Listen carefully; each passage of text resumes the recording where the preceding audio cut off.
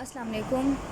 हम पढ़े थे रेटिना, और रेटिना के अंदर हमने स्टार्ट किया था, हमने एनाटॉमी पढ़ी थी। एनाटॉमी के बाद आपका जो सबसे पहला टॉपिक है और जो कि बहुत इम्पॉर्टेंट है यूक्यू के लिहाज से, वो है डायबिटिक रेटिनोपैथी। डायबिटिक रेटिनोपैथी क्या प्रॉब्लम है? एक्चुअली जो डायबिटिक पेशेंट होते हैं, आपको पता है कि बहुत से पेशेंट पाकिस्तान के अंदर डायबिटिक होते हैं। उसकी वजह से जो उनकी नज़र और जो वीएन जाती है, जो रेटिना पे इफ़ेक्ट पड़ता है, वो हमने इसमें स्टडी करना है। अब जो डायबिटीज़ की वजह से रेटिना में प्रॉब्लम आएगी, वो सारी की सारी नॉन इन्फ्लामेटरी होगी। मतलब कोई ना बैक्टीरिया आया है, ना ही कोई ऐसा इन्फ्लामेटरी रिस्पॉन्स आया है कि वहाँ पे न्यूट्रोफिल्स आ जाएँ या फिर कोई और या फिर ल्यूकोसाइट्स काउंट वगैरह आ जाए। सो ये नॉन इन्फ्लामेटरी होता है।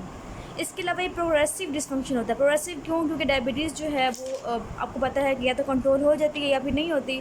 अगर वो कंट्रोल नहीं होती तो वीएन पे जो उसका इफेक्ट पड़ता है, जो रेटिना पे इफेक्ट पड़ता है, उसका वो प्रोग्रेसिव होता है। और मेनली जो डायबिटिक पेशेंट होते हैं, उनकी जो हाइपरग्लाइसीमिया है वो किसको इफेक्ट करेगी? रेटिना के वेस्कुलेचर को। ठीक है, मतलब रेटिना के अंदर जितने भी वेसल्स हैं उनको ये इफेक्ट करेगी। और सेकेंडरी टू क्रोनिक हाइपरग्लाइसीमिया। और आपको पता है कि डायबिटीज़ में मेन वजह क्या होती है कि इसमें हाइपरग्लाइसीमिया होता है। अब आपने अगर इसकी पैथोजेनेसिस डिटेल में पढ़नी है तो मैंने आपको बता चुकी हूँ पहले भी, जहाँ पे हमने एंडो के अंदर पढ़ा था डायबिटिक रेटिनोपैथी। वहाँ पे लिखा हुआ था कि हाइपरग्लाइसीमिया की वजह से क्या होते हैं, कुछ एडवांस्ड ग्लाइकेशन एंड प्रोडक्ट्स बन जाते हैं। इन्होंने क्या करना है, इन्होंने जाके एक्टिवेट करवाना है मैक्रोफेजेस को। इसके अलावा ये अटैच कर देंगे वेस्कुलर स्मूथ मसल सेल्स के अंदर, टी सेल्स के अंदर, एंडोथीलियल सेल्स के अंदर। जहाँ जहाँ ये अटैच होंगे, सपोज करें कि ये वेसल्स हैं और ये आके अटैच होके हैं एंडोथीलियल सेल्स के अंदर। ठीक है, अटैच होने के बाद क्या करेंगे कि वहाँ पे प्रो इन्फ्लामेटरी साइटोकाइन्स निकालेंगे, ग्रोथ फैक्टर निकालेंगे, रिएक्टिव ऑक्सीजन स्पीशीज़ निकालेंगे। इसके अलावा जो पता है कि प्रोकोएगुलेंट जो होती हैं, प्रोकोएगुलेशन एक्टिविटी वो बढ़ा देते हैं। इन सब केस में वहाँ पे क्या होता है कि वहाँ पे एलडीएल की डिपोजिशन भी होना स्टार्ट हो जाती है वेसल्स के अंदर। इसके अलावा एल्ब्यूमिन भी ट्रैप हो जाता है। तो इतना कुछ जब वेसल्स के अंदर हो रहा होगा तो वहाँ पे क्या होंगे कि वहाँ पे जो पेरिसाइड्स हैं वो लॉस हो जाएंगे। जब पेरिसाइड्स लॉस हो जाएंगे, जो कि प्रोटेक्शन प्रोवाइड कर रहे थे, जो कि बैरियर बना रहे थे, उसकी लॉस होने की वजह से अंदर जो एंडोथीलियम है वो भी डैमेज होना स्टार्ट हो जाएगी। इस सब केस में बेस मेम्ब्रेन जो है वो थिकन होना स्टार्ट हो जाएगी ताकि वो कंपनसेटरी कर सके। जब बेस मेम्ब्रेन थिकन होती है, उससे क्या होना है कि वो थिकन सी से नहीं हो पाती और उसकी जो है जगह जगह से तोड़ फोड़ होना स्टार्ट हो जाती है। इस सब के चक्कर में क्या होगा कि पूरे के पूरे जो वेसल्स है वो डैमेज होना स्टार्ट हो जाएंगे। वो मेनली इसमें छोटी वेसल्स जो रेटिना में होती हैं वो सारे के सारे इफेक्ट हो रही होती हैं। अगर हम बात करें कि इसका इंसिडेंस क्या होता है, मतलब किन लोगों में ज़्यादा होता है या क्या कब ये ज़्यादा होता है, ड्यूरेशन जो है एक बहुत इम्पॉर्टेंट फैक्टर है इसका इंसिडेंस का। अगर कोई पेशेंट है, सपोज करें एक पेशेंट है, उसको जो है पाँच साल हो गए हैं, उसको डायबिटीज़ है, तो उसको 15% चांसेस होंगे कि उसको रेटिनोपैथी भी डेवलप कर जाए। अगर उसको 10 ईयर्स हो गए हैं तो 50% हो जाएगा। अगर 15 ईयर्स हुए हैं तो 60%। और इस तरह से अगर 30 ईयर्स हो गए हैं, मतलब उसको अगर 30 साल हो गए हैं, उसको वो डायबिटिक है, तो 90% चांसेस होते हैं कि उसको डायबिटिक रेटिनोपैथी हो जाए। इसके बाद हम बात करते हैं रिस्क फैक्टर्स की। तो रिस्क फैक्टर्स कौन कौन से होते हैं जो इसे इफेक्ट करते हैं? ये भी आपका यूक्यू है कि इसमें हम सबसे इंपॉर्टेंट फैक्टर तो हमने बता दिया कि इसके अंदर ड्यूरेशन हो गया। इसके अलावा जो पेशेंट कंट्रोल नहीं करते, अपने आप को डाइट पे कंट्रोल नहीं रहते, तो अनकंट्रोल डायबिटीज़ की वजह से हो सकता है, हाइपरटेंशन, ओबेसिटी, प्रेगनेंसी। इसके अलावा जो है नेफ्रोपैथी हो गई। अगर हाइपरलिपिडीमिया हो गया है तब भी वो एग्रीगेट कर जाएगा, एनीमिया और स्मोकिंग। ये सब जो हैं इसमें ये सारे फैक्टर्स जो हैं इसको मज़ीद जो है एग्रीगेट करवाते हैं, इसके रिस्क फैक्टर्स हैं। नेक्स्ट हम बात करते हैं पैथोजेनेसिस की। हमने थोड़ी सी बात कर ली है पैथोजेनेसिस की। नेक्स्ट हम बात करते हैं डिटेल में। तो मैंने बता चुकी हूँ आपको कि ये मैक्रो एंजियोपैथी है। मतलब अब कौन सी वेसल्स जो हैं वो इफेक्टेड होंगी, ये हमारे पास हैं कैपिलरीज। ठीक है, कैपिलरीज होगी, कैपिलरी से पहले आ जाएंगी आर्ट्रियोल्स आ जाएंगी, और आर्ट्रियोल्स के बाद आ जाएंगी वेन्यूल्स आ जाएंगी। सो ये तीनों की तीनों जो वेसल्स हैं ये इफेक्टेड मेनली होती हैं इसके अंदर। अब इन वेसल्स में होता क्या प्रॉब्लम है? इनमें प्रॉब्लम दो तरह का होगा। मैं बता चुकी हूँ आपको कि वेसल्स जो है वो डैमेज होगी। डैमेज होने के बाद क्या होगा कि वहाँ पे पेरिसाइड जो है वो लॉस हो जाएगा। लॉस होने की वजह से क्या होगा, यहाँ पे जो है बीच में फ्रेगमेंट्स जो हैं बन जाएंगे, मतलब बेस मेम्ब्रेन जो है वो बिल्कुल टूट जाएगी। उसके फ्रेगमेंट होने की वजह से, टूटने की वजह से क्या होगा, वेसल्स, ये सपोज करिए वेसल्स थी, ठीक है, इसमें जो है डैमेज आएगा। डैमेज होने की वजह से क्या जाएगी, फूल जाएगी यहाँ से, इस तरह से हो जाएगी। सो इसमें क्या होगा कि इसमें मैक्रो एन्यूरिज्म बन जाएगा। मैक्रो एन्यूरिज्म क्या होता है कि वैसे जो है वहाँ से थोड़ी सी डायलेटेड पोर्शन हो जाता है, मतलब थोड़ी सी खुल जाती हैं इस टाइप से, क्योंकि उसकी जो वॉल है वो वीक हो जाती है, तो वहाँ पे एन्यूरिज्म बन जाता है। अब एनेरिज्म के बनने के बाद ऐसी बात है कि वो इतनी वीक होगी कि प्रेशर की जैसे जो है वो फट सकती है, तो वहाँ पे क्या होगा कि वहाँ पे लीकेज होना स्टार्ट हो जाएगी। अब लीकेज होगी तो पता है हमें फ्लूइड बाहर निकलेगा, बाहर निकलने की वजह से हमारे रेटिना में जो है वो क्या होगा, एडीमा हो जाएगा। एडीमा होगा, एक्सुडेट बनेगा और हैमरेज डेवलप कर जाएगा। पहले जो डैमेज है वो थोड़ा बहुत है, थोड़े बहुत डैमेज की वजह से क्या हुआ, सिर्फ एडीमा हुआ, एक्सुडेट हुआ, लेकिन जब सीवियर किस्म का होगा तो वहाँ पे हैमरेज डेवलप कर जाएगा। इसके अलावा क्या होता है, इसके अलावा ये होगा कि माइक्रोवास्कुलर कैपिलरी एक्लियन, मतलब ये वेसल्स थी, सपोज करें, ठीक है, वेसल्स जो है मैंने बताया था आपको कि प्रोकोगुलेशन एक्टिविटी बढ़ जाती है, तो वहाँ पर क्या होगा कि वहाँ पर जो है एक्लियन हो जाएगी। जब एंडोथेलियम की डैमेज होगी, बेस मेम्ब्रेन थिकन हो जाएगी, एंडोथेलियम की बार बार डैमेज होगी, होने की वजह से क्या होगा कि वहाँ पे प्रोकोगुलेशन एक्टिविटी बढ़ जाएगी। बढ़ने की वजह से वहाँ प्लेटलेट्स एग्रीगेट कर जाएंगे, प्लेटलेट्स एग्रीगेट करेंगे तो स्टिकीनेस होगी, रोलेक्स फॉर्मेशन होगी, और इन सब के नतीजे में क्या होगा कि वहाँ पर जो है क्लीन हो जाएगी। सो कैपिलरीज के अंदर जो है वो क्लीन हो गई है। जब क्लीन हो जाएगी तो वहाँ पे क्या हो जाएगा, नॉन परफ्यून हो जाएगी, ठीक है, मतलब वहाँ पे इस्कीमिया डेवलप कर जाएगा। इसके अलावा इरमा डेवलप कर जाएगा। इरमा क्या होता है, इसमें मेनली शंट डेवलप कर देते हैं। देखिए पहले क्या हुआ कि स्कीमे डेवलप किया, स्कीमे के बाद वहाँ पे जो नर्व्स होंगी वो इफेक्टेड होंगी, और नर्व्स जो है एक्सुडेट बाहर निकलेगा, उसे हम कहते हैं सॉफ्ट एक्सुडेट या फिर कॉटन वूल एक्सुडेट कहते हैं। और उसके बाद बनेगा इरमा। इरमा क्या होता है कि इंट्रारेटिनल मैक्रोवास्कुलर एबनॉर्मलिटीज़ होती हैं। अभी क्या एबनॉर्मलिटीज़ होती हैं कि अगर आपको पता है कि कैपिलरीज डैमेज हो गई हैं, ये वेन्यूल्स थी, ठीक है, और ये आर्टियोल्स थी और ये वेन्यूल्स थी, कैपिलरीज डैमेज हो गई हैं, तो उन्होंने ड्रग जो है वो शंट बना दी, से कहते हैं एवी शंट कहती हैं, सही है। तो ये एबनॉर्मलिटीज़ जो है वो मेनली इसके अंदर आती होती हैं। इसके अलावा क्या होगा, जब इतनी ज़्यादा डैमेज हो रही है, ठीक है, वेसल जो है वो डैमेज हो रही हैं, वो लीकेज हो रही हैं और उनका स्कीमिया डेवलप हो रहा है, उसके बाद ये होगा कि न्यू वेसल्स बनेंगे। हमें पता है कि ग्रोथ फैक्टर रिलीज़ होंगे, और ग्रोथ फैक्टर रिलीज़ होने की वजह से वेजर रिलीज़ होगा, वेजर रिलीज़ होने की वजह से वहाँ पे न्यू वेसल्स जो हैं वो बनना स्टार्ट हो जाएंगे।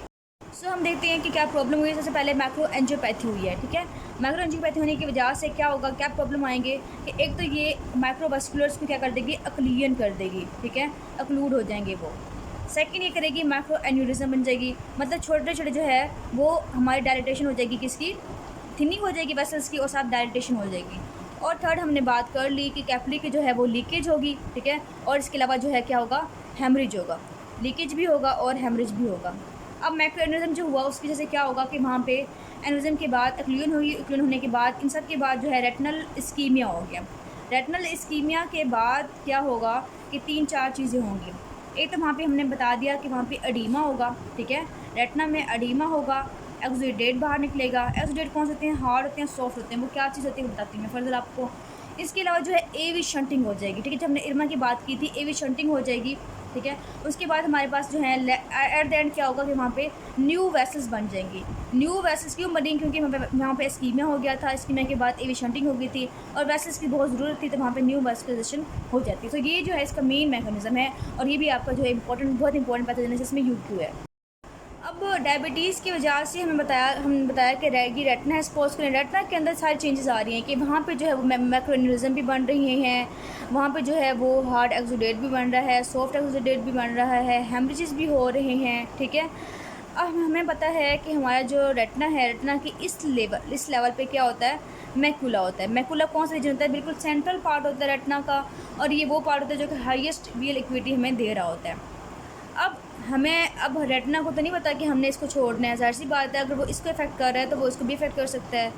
जब ये सब चीज़ें, यही मतलब कैपिलरी की लीकेज भी और कैपिलरी एक्लियन भी, अगर ये मेनली मैकुला के रीजन पे हो और मैकुला पे एडीमा हो, एक्सुडेट हो, हेमरेज हो, ठीक है, इस्कीमिया हो और न्यू वेसल्स जब बन रही हो वहाँ पे, तो वहाँ पे क्या होगी, वीएन बहुत ज़्यादा सीवियरली इफेक्टेड होगी। पेशेंट को जो है वो वीएन बहुत ज़्यादा कम हो जाएगी, क्योंकि मेन वीएन तो हमारी यहीं से है। तो इसलिए वीएन लॉस की जो मेन वजह है वो यही है कि मैकुला जो है वो इसमें इन्वॉल्व हो जाता है। सो ये हमने इसके अंदर सारा बताना है। अब हम पढ़ते हैं कि इसके सिम्टम्स क्या होते हैं, पेशेंट कैसे प्रेजेंट करता है। हमें पता है कि हमारे एरिया में, हमारे इर्द गिर्द, हमारी फैमिली में बहुत से पेशेंट जो है वो डायबिटिक हैं और सारे नॉर्मल हैं, किसी को भी वीएन का मसला नहीं है। इसका मतलब ये है कि अर्ली जो है वो पेशेंट एसिम्प्टोमेटिक होता है, ठीक है, इतना ज़्यादा फ़र्क नहीं पड़ता।